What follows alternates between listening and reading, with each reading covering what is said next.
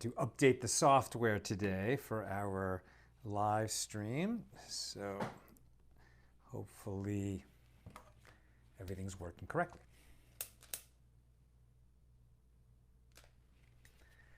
All right. You guys will let me know if there's any issue. James Roth is in the house from Indianapolis. Looks like it must be working. Okay, very good. Just getting the YouTube in front of me.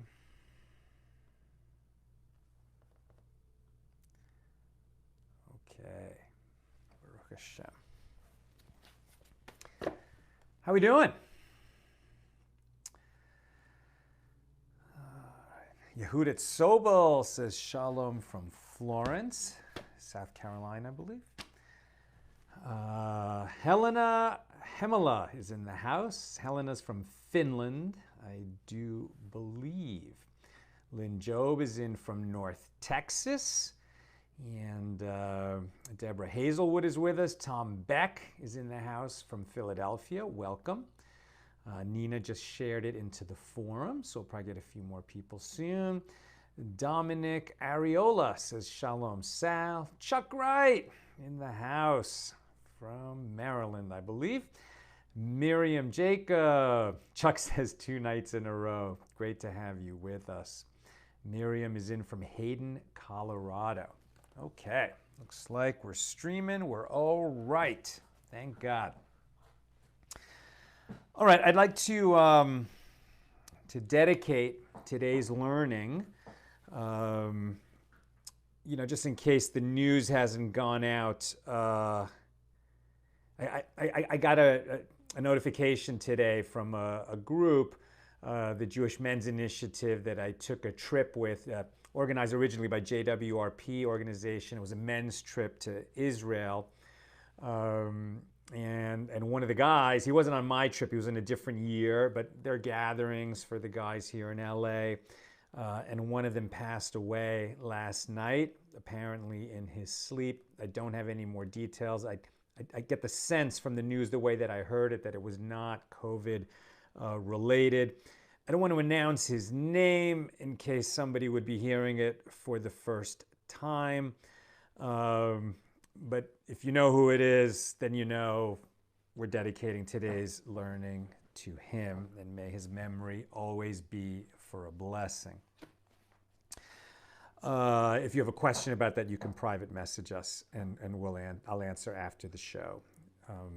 Sorry to share that kind of news at the top of a show, but as a guy my age, had a family, it's just so tragic, and may God comfort his family, and may his memory always be for a blessing, and may the learning that we do today and dedicate to his memory help his neshama, his soul, have a greater elevation.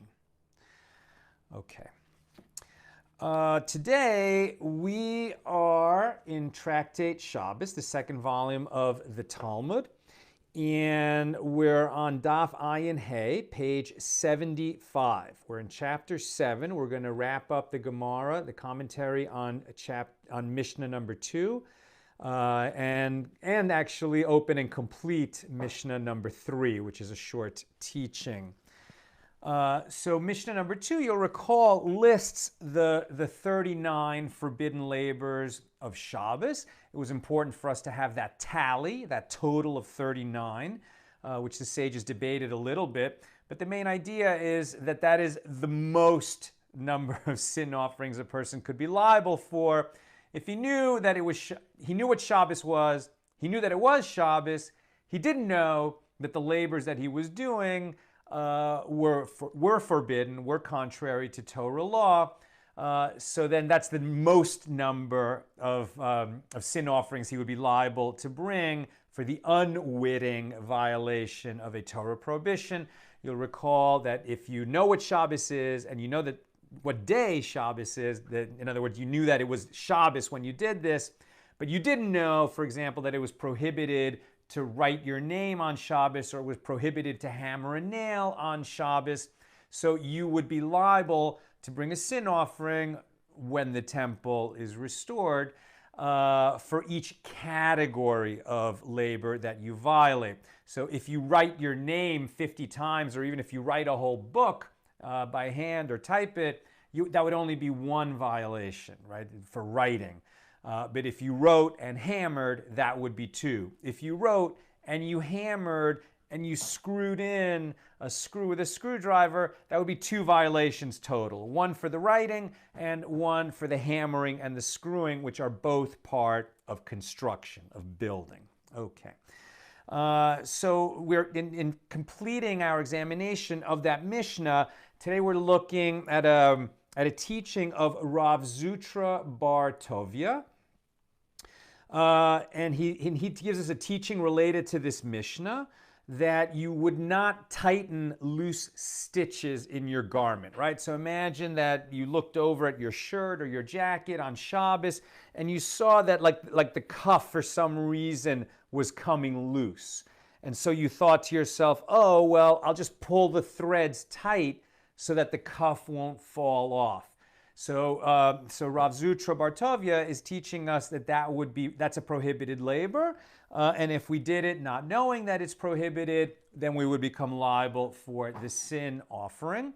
And I suppose if you tightened the stitches and you knotted them, so then you would have actually two sin offerings, one for sewing and the other one for tying knots. Now that we've heard a teaching of Rav Zutra bar Toviya, the Gemara is going to give us two additional teachings from the same sage, from Rav Zutra bar Toviya.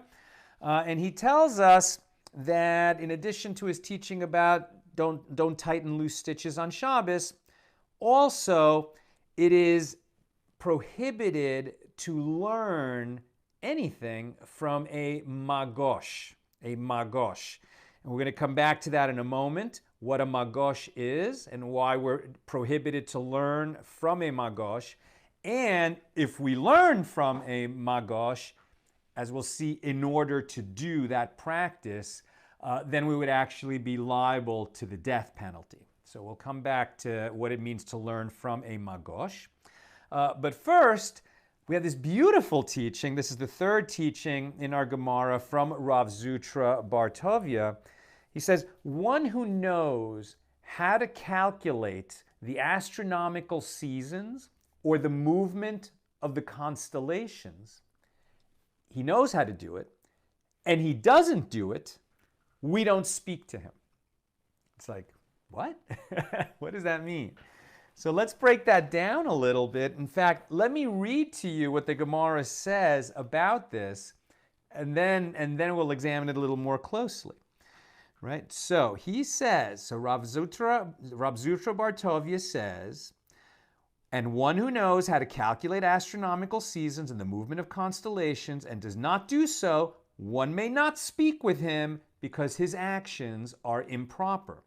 Rabbi Shimon ben Pazi said that Rabbi Yehoshua ben Levi said in the name of Bar Kapara, anyone who knows how to calculate astronomical seasons and the movement of constellations and does not do so, the verse says about such a person, they do not take notice of the work of God and they do not see his handiwork. That's from Isaiah chapter 5, verse 12.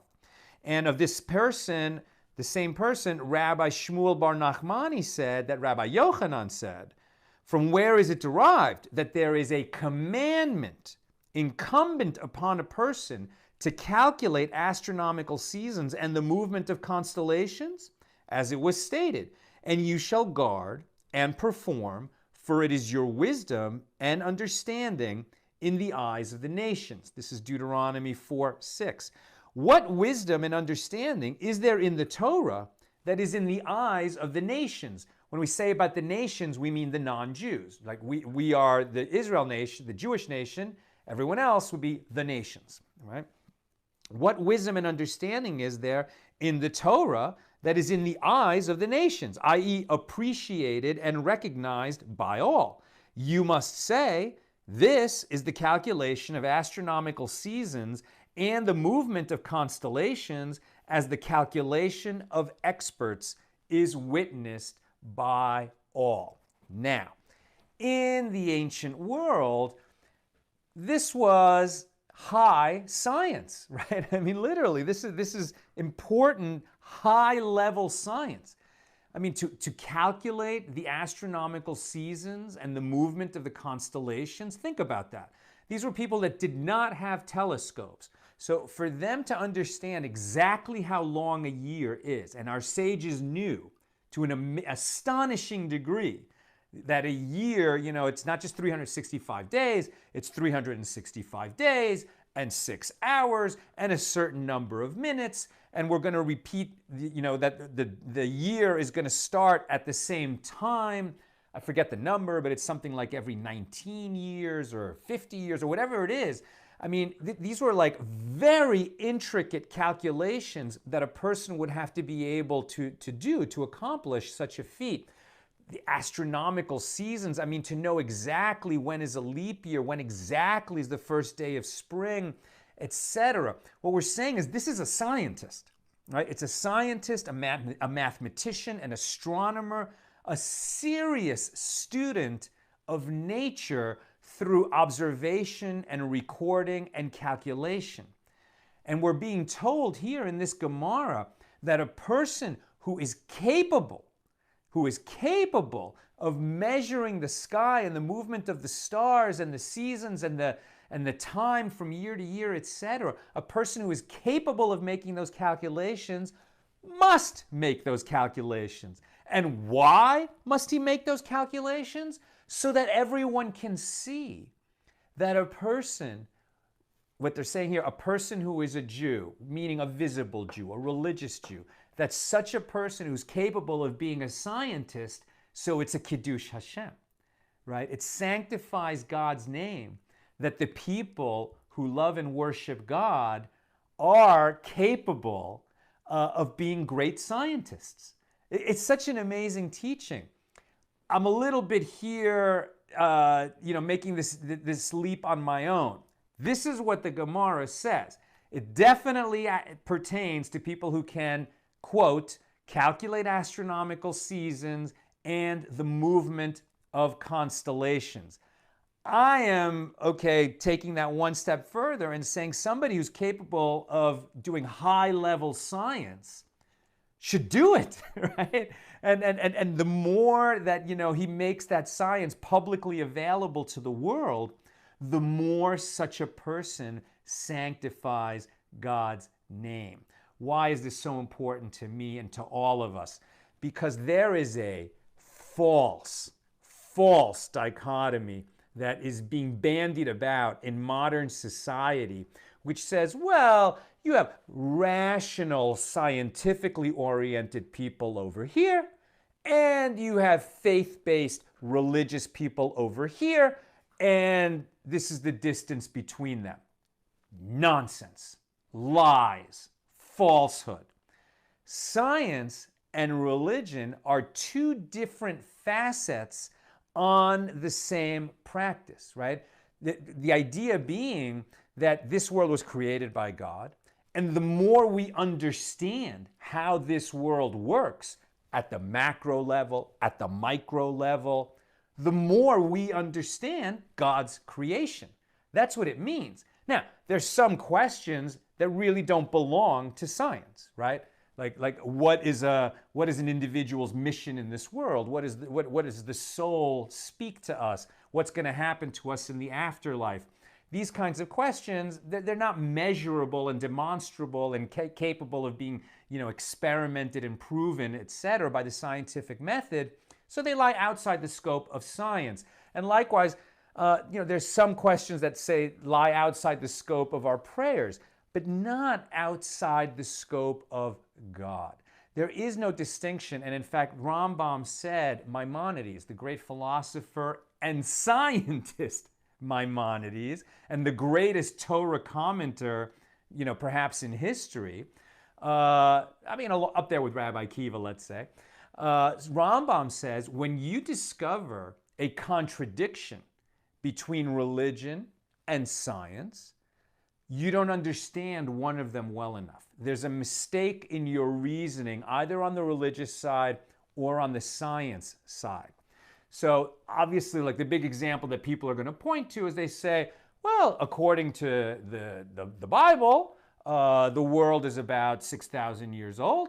And according to carbon dating and science, the Earth is, I don't know, what is the age of the Earth? Somewhere around 10 billion years, and the universe is about 16 billion years. And those numbers are so different that they cannot be reconciled, and therefore all of religion is false, right? Nonsense. That whole body of thinking is nonsense.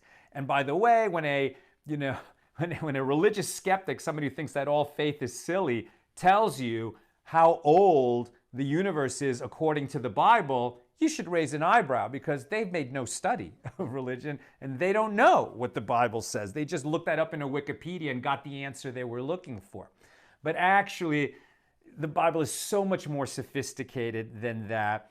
There are many ways to reconcile the age of the universe according to Bible and according to science. There are many ways. It's beyond the scope of today's class.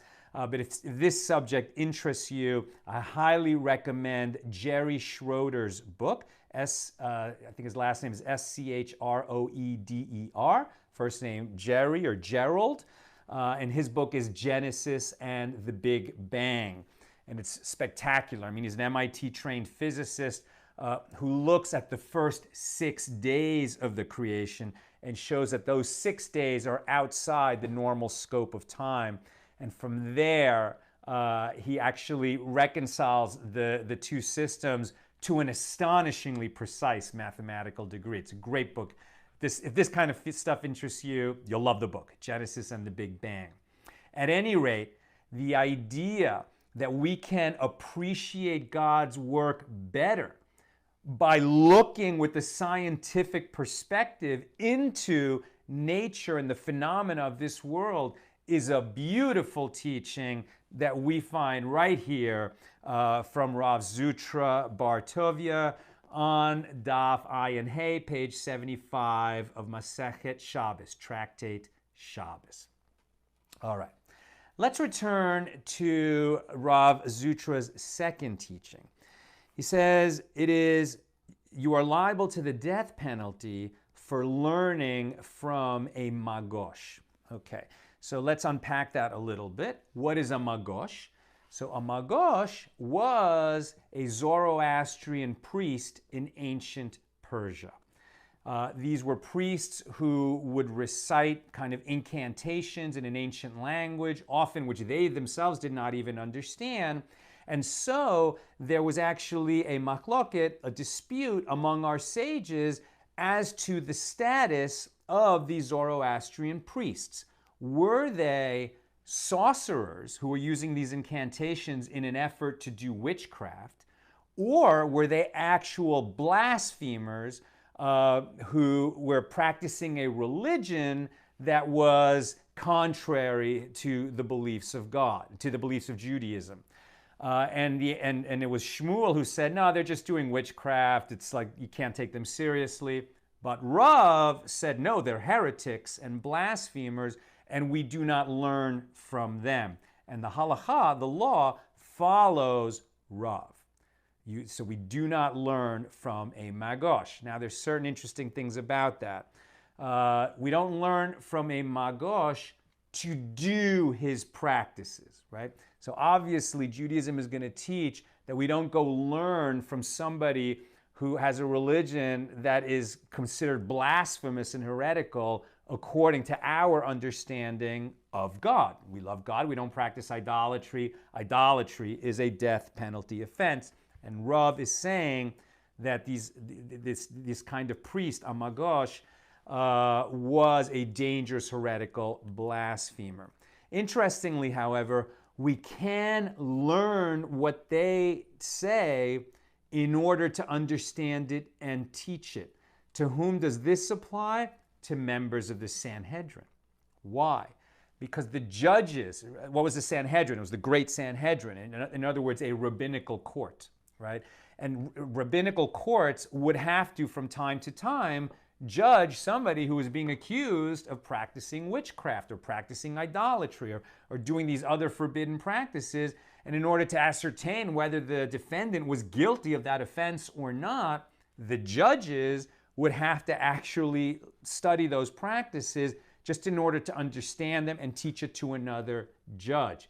Obviously, not to do the practice. So when we say that we don't learn from a magosh, what we're saying is we don't learn from him. We don't indenture ourselves. We don't apprentice ourselves to him in order to learn his practices and become a heretic or a blasphemer or an idolater according to that person's system of thought.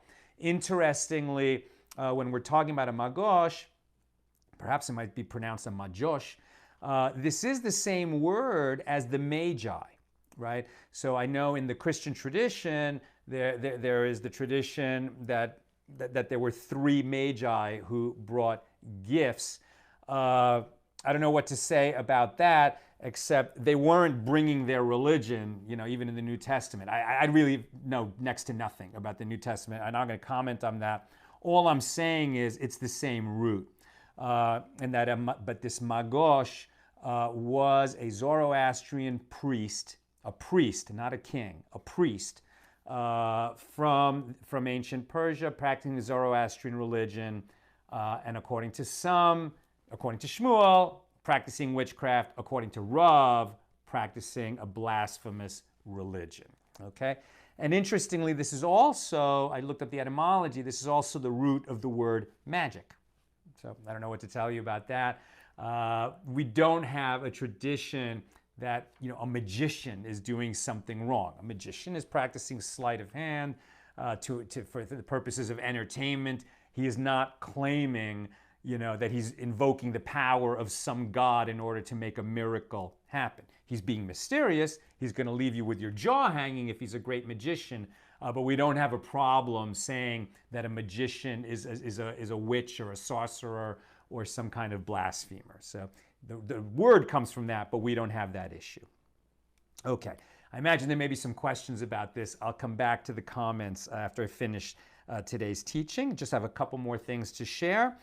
So getting back to our Mishnah and the 39 forbidden labors of Shabbos, we learn that salting is one category and tanning is another. So this pertains to when you take an animal hide, right? And you strip it off an animal after the animal's been slaughtered, and now you're going to turn that hide into leather, right? So it's a complicated process to turn an animal hide into leather that you could make a jacket out of, for example. So tanning is that process. Salting is actually one step in the tanning process. So our sages were asking, well, so why is it listed as a separate category of forbidden labor on Shabbos? And then we actually have a revision to the list of 39. Rabbi Yochanan and Resh Lakish agreed with each other. They were the leaders in their generation in Israel. And they substituted drafting for salting. And drafting in this case has a specific meaning.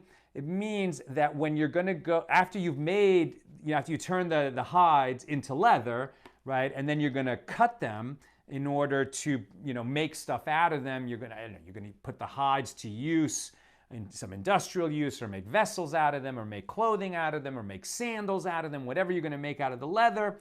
Before you cut, you might trace lines into the leather hide so that you will know where to cut. And that process of drafting is understood to be a separate category of labor. Drafting is a separate category of labor, per the opinion of Rabbi Yochanan and Resh Lakish.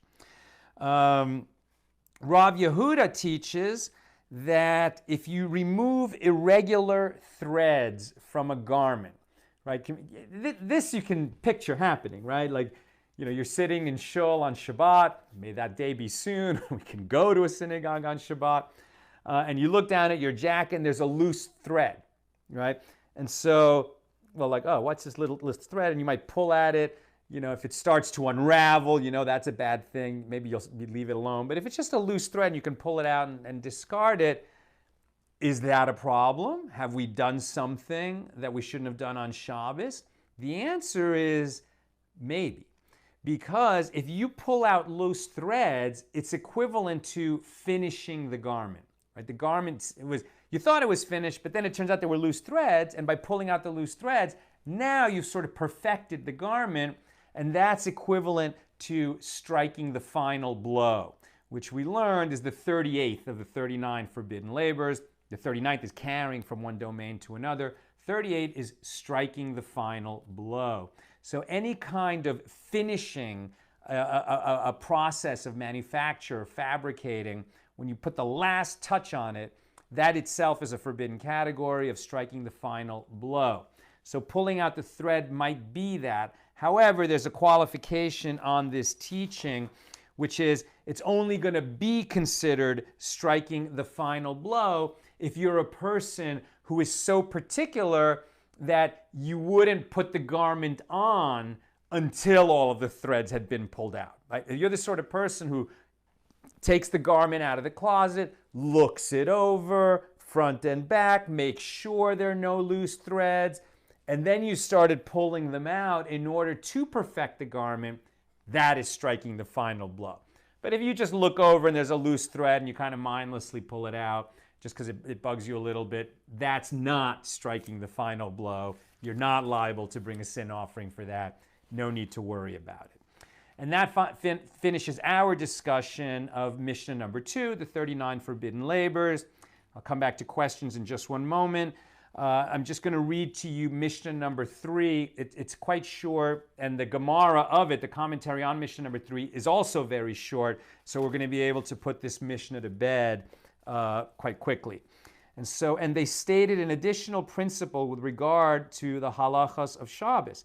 Anything fit to store, in the sense that it is large enough to make it worthwhile to store for future use, and people typically store items like it, and one carried it out into a prohibited domain on Shabbos, he is liable to bring a sin offering for that action, right? So anything that, the leftovers from dinner, you would store those. If you then pick them up and carry them outside, so you'd be liable for transferring something from a private domain to a public domain, and you'd be liable to bring a sin offering.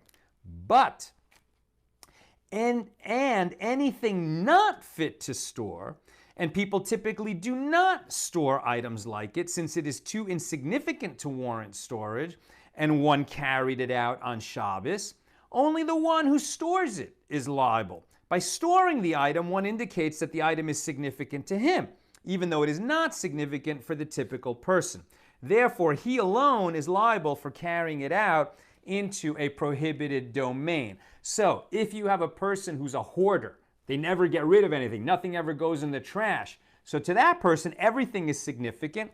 If he carried some of his trash from the private domain to the public domain, he would be liable to bring a sin offering for transferring something on Shabbos. But somebody who considers garbage to be garbage, can he take the trash out on Shabbos? According to this Mishnah, yeah, because it's not significant to him. It's not a significant transfer that is taken outside. Now, this is worded not in terms of garbage or trash, but in terms of something that is significant enough to this person to store it, or it's not significant to him to store it. So that sounds to me like trash, but I did a little bit of research before the class today to see, can we take out the garbage on Shabbos? It's a good question, right? Can you take out the garbage on Shabbos?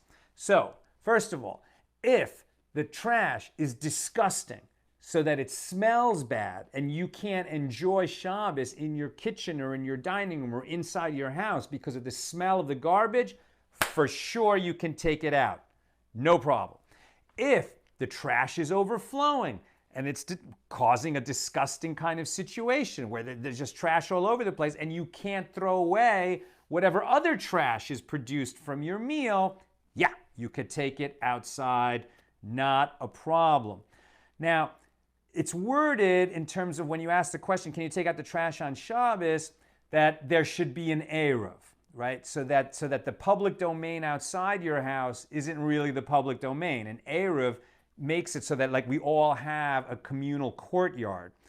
Now, I think that that's talking about what happens when you get the trash outside your door, right? Because once you're outside your door, once you're in the public domain, if you carry this thing 4 cubits, that's a different violation. There was one violation to transfer from private domain to public domain. It's a different violation to carry it for almost 4 cubits in the public domain. So if there's an Eruv, it's going to be more lenient. It's easier once you get it outside of your house, outside of your private domain. So generally speaking, the law is a little bit unclear on this. There's also the issue of muktzah, that if something is in the garbage, so it has no Shabbos use, and something that has no Shabbos use, that wasn't prepared for use on Shabbos, like the garbage was there before Shabbos began, so it's muktzah. We don't touch it because it has no legit use on Shabbos. We shouldn't move it at all. It should just stay where it is. But again, if we need its place because it's causing something disgusting or because we need to add more garbage to it, so that's going to create a leniency. And so is the fact that in that garbage bag, there's probably multiple items, and something in there probably has a legitimate Shabbos use, even though most of the rest of the trash doesn't. And so that can generally excuse moving the garbage outside. But as a general matter, what we should try to do is to get the trash out Friday afternoon and not move the trash during Shabbos. But like we said, if it's really smelly or if it's overflowing, then you can get it out of the house. And I think at least part of the source for that, we can look to our Mishna here, that something which is not significant to a person, he won't be liable for taking it outside into another domain. Okay, that's what I've got for us today. I saw that the comments were coming in fast and heavy, so let me see if I can be of assistance. Marine Pat Ebnett says, we are recovering from historic flooding in central Michigan. The city of Midland is underwater in many areas. My friends, please join me in praying for central Michigan where the flooding is severe. May this rain stop, may the floodwaters subside, and may everybody be safe, and may their property not be harmed. This is already such a difficult time for people. May they have no loss of life, especially, but even of their property. People are suffering enough. Tom Beck says, Baruch Dayan HaEmes. He's responding to what I said at the top of our class, that an acquaintance of mine, whose name I don't want to announce because I just heard this a short while ago, passed away last night. A guy my age, in the middle of the night, apparently. Our condolences go out to his family, and we've dedicated our learning to him. May his neshama have a great aliyah. May his soul have a great elevation. Barbara says, Shalom from Arkansas. Chuck Wright says something about sutures. Is that related to sutures and wounded care? No. I would say no.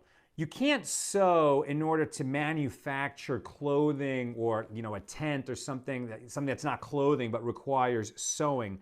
That's going to be prohibited on Shabbos. Pekuach nefesh, saving lives, is always going to be permitted. Or rather, it's not that it's permitted. We're violating Shabbos, but it's permitted to violate Shabbos in order to save a life. So we're always going to do that. And I would think that putting in or taking out stitches, if it's for that purpose. Now, if it's not necessary, right? Like a person is uncomfortable with his stitches, but it could wait till after Shabbos to remove his stitches, so I think he could wait. But if somebody's bleeding and we're going to stop the bleeding and stitch up the cut, of course we're going to do that. Okay.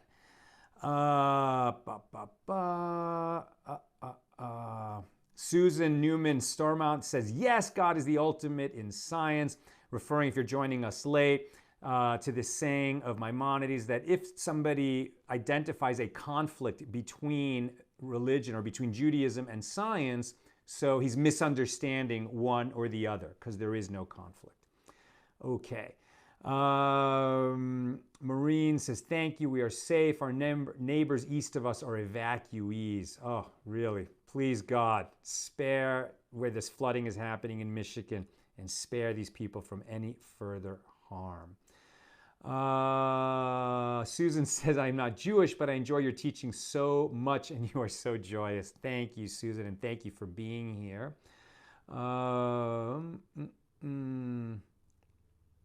Is there a question here? Tom Beck says, assuming that you aren't being led astray, is it permissible to learn secular knowledge from someone in spite of their forbidden practices? Is it permissible to teach one's own secular knowledge to such a person? I mean, it's a great question. The problem with these kinds of relationships, right, is that they start innocently enough, and then we can end up, getting led astray, right? So we tend to be very careful about that.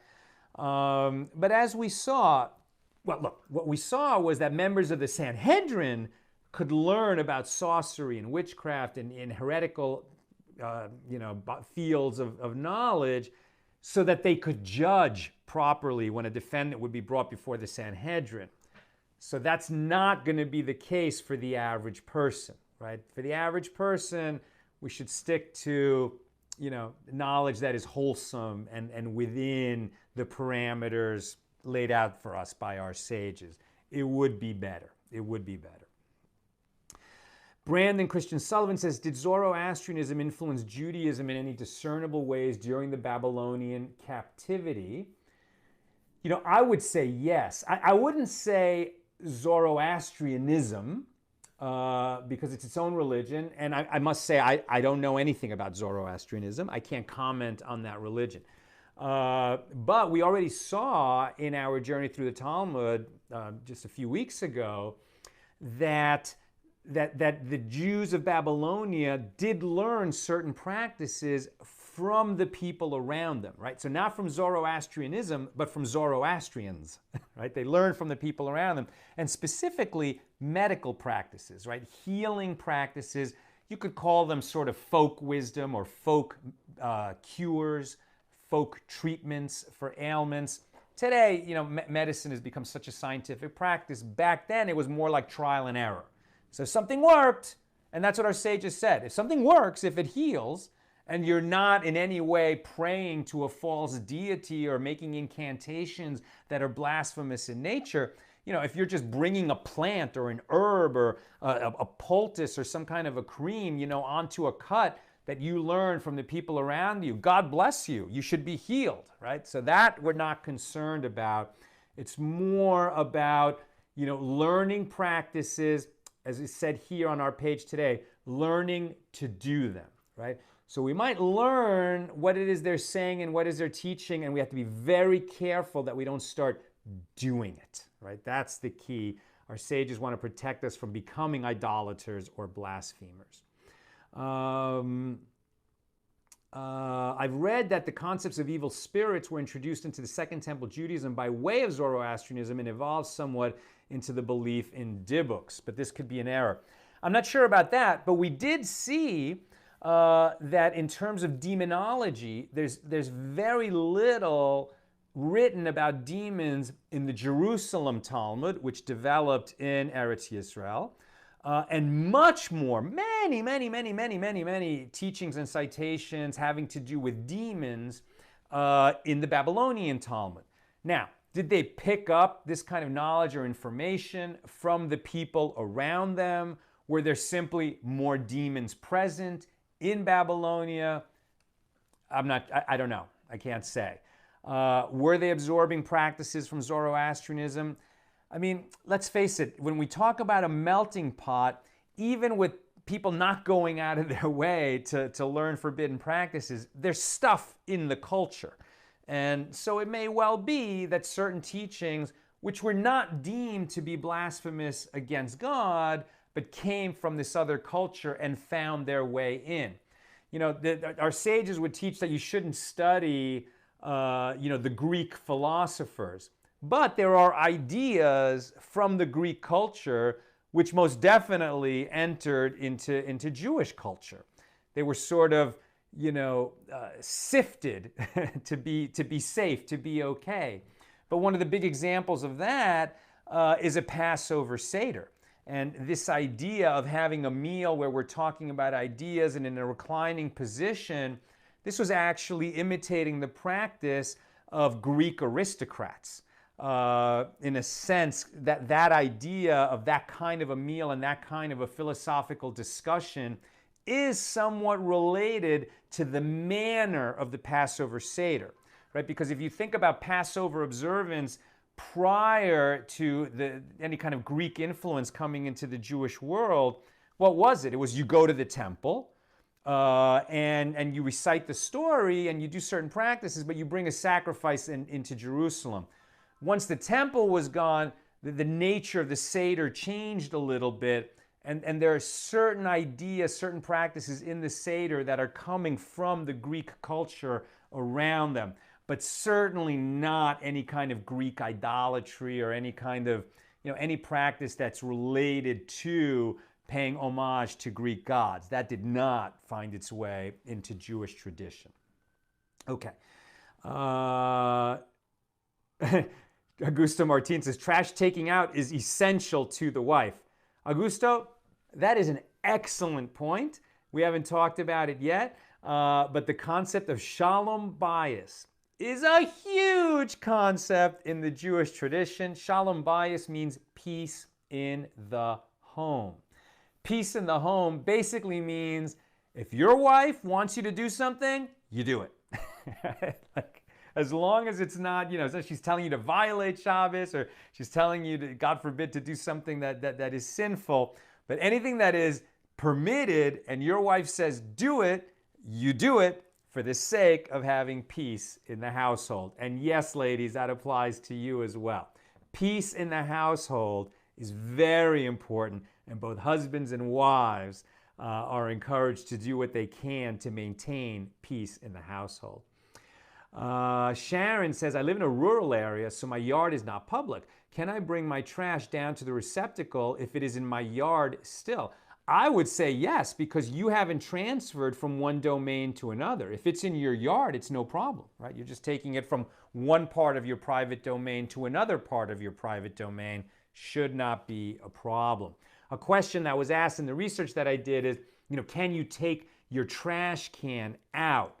That's something you should avoid doing, right? Moving the trash can from your yard out to the street. Better if you did that before Shabbos.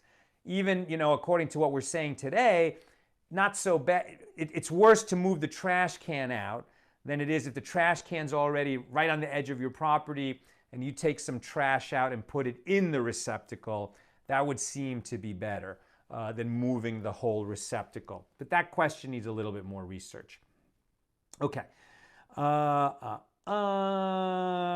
What is this? Sonia Kagna says, yes, Orthodox Jewish doctors perform surgeries on Shabbos. Yes, we like you said, we perform medical practice to save life on Shabbos. We drive a person to the hospital on Shabbos because it's an emergency. We violate Shabbos to save a life every single time. That's the basic principle. That's how it works. Okay, my friends, that's what I've got for us today.